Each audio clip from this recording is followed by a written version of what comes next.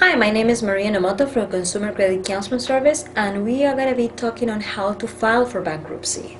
Uh, Bankruptcy, it's an option that a person have to discharge the debt that they can't pay anymore.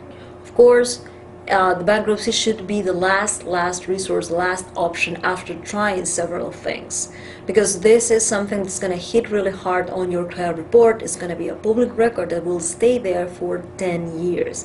So you really need to be sure that the bankruptcy is the last thing available for you to get rid of the debt that you owe, to discharge the debt. Okay, so first thing, if you are feeling overwhelmed and cross your mind that you want probably to file bankruptcy, first thing that you need to do is to seek some help. Probably meeting with a credit counselor to analyze your options, analyze your financial situation, and then discuss your options will be great help, because probably there's something else that can be done. Work with your creditors, work a payment plan, have some settlement done before you go and file for bankruptcy. So first thing, just get some help from and some credit advice from a credit agency, credit counseling agency, to discuss your options, what also can be done. If the bankruptcy seems to be your last option and only option to get rid of that debt, then it's going to be good for you to have some legal advice, because bankruptcy is something that you need to do through the court. You actually need to file your papers in court, in the bankruptcy court.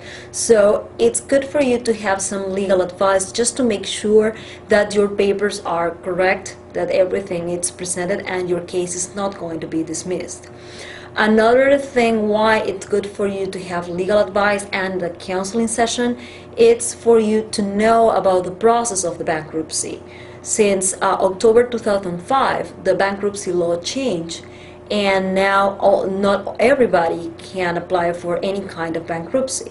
Basically, there are two types of personal bankruptcy: the one that is called the Chapter 7 and the one that is called the Chapter 13.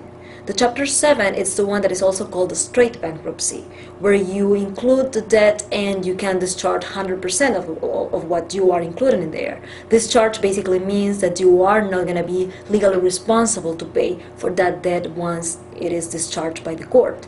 But for this Chapter 7, you need to qualify by income, and usually it's through the means test that an attorney or a paralegal service can do for you.